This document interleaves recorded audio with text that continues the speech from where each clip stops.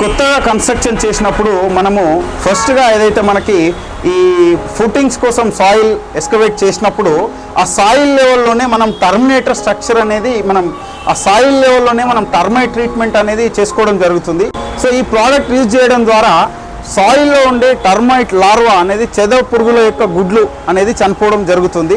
So ఫర్దర్గా ఈ సాయిల్లో మనకి టర్మైట్ గుడ్లు పెట్టడానికి this soil will not be comfortable for the termite. So ఇదే కనుక మనము కన్స్ట్రక్షన్ చేసిన తర్వాత టర్మైట్ వచ్చినప్పుడు ట్రీట్మెంట్ చేస్తే ఈ టర్మినేటర్ కెమికల్స్ ఏవైతే యూజ్ చేస్తారో అవి కంప్లీట్గా వాల్ అంతా స్ప్రెడ్ అవ్వదు, లేదా పర్టికులర్గా టర్మైట్ ఉన్న ఏరియాలో చనిపోయినా కూడా మళ్ళీ ఫర్దర్గా టర్మైట్ గ్రో అయ్యే అవకాశం ఉంటుంది.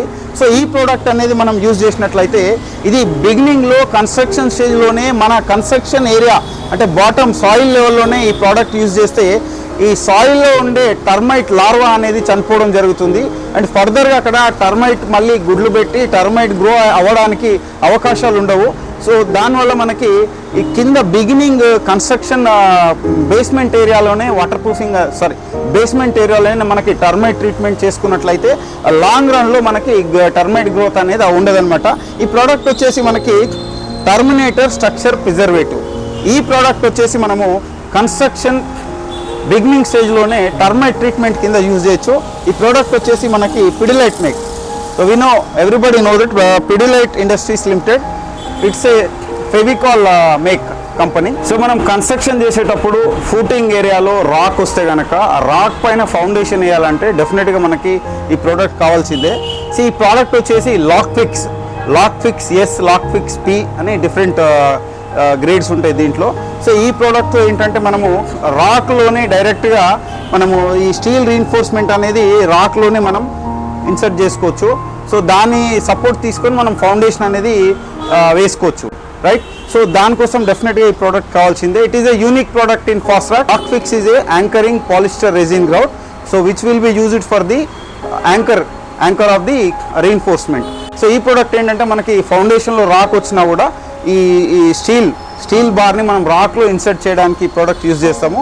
అండ్ రెండోది మనము ఈ స్లాబ్ ఎక్స్టెన్షన్ చేయాలన్నప్పుడు ఆ పాత స్లాబ్ లోపలికి కొత్త స్టీల్ రీఇన్ఫోర్స్మెంట్ మనం ఇన్సర్ట్ చేయాలన్నా కూడా ఈ ప్రోడక్ట్ యూజ్ చేస్తాము. సో ఈ ప్రోడక్ట్ ఏంటంటే మనకి ఎగ్జిస్టెడ్ కాంక్రీట్ మెంబర్లోకి కొత్త స్టీల్ రీఇన్ఫోర్స్మెంట్ ఇన్సర్ట్ చేయడానికి యూజ్ చేస్తాం.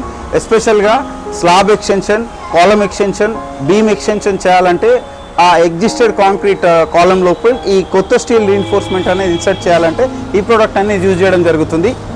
సో ఇది 2 component polyester resin grout.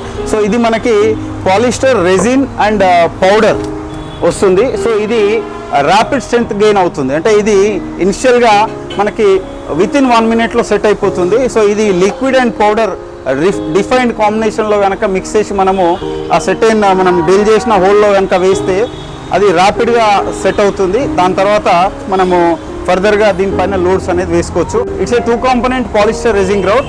So ఇది పార్ట్ ఏ వచ్చి లిక్విడ్ ఫామ్లో ఉంటుంది, పార్ట్ బి వచ్చేసి పౌడర్ ఫామ్లో ఉంటుంది. ఈ రెండు కనుక ప్రాపర్ డిఫరెంట్ రేషియోలో మిక్స్ చేసి మనము ఎక్కడైతే మనం డ్రిల్ చేసి హోల్ చేసామో ఆ హోల్లో కనుక ఇది కెమికల్ పోర్ చేసిన తర్వాత దీంట్లో రీఇన్ఫోర్స్మెంట్ అనేది ఫిక్స్ చేసుకోవచ్చు. సో దీనికి ప్రాపర్ డాటా షీట్ అనేది మీరు అది ఫాలో అయ్యి చేసుకోవాలి, ఎందుకంటే it's a proper defined ratio ప్రకారంగా మనం కెమికల్ అనేది మిక్స్ చేసుకోవడం జరుగుతుంది. సో పాత స్ట్రక్చరల్ ఎలిమెంట్కి కొత్త స్టీల్ రీఇన్ఫోర్స్మెంట్ ఎక్స్చేంజ్ చేయాలంటే this is a unique product in Fosroc. It is very specialized product for steel reinforcement extension.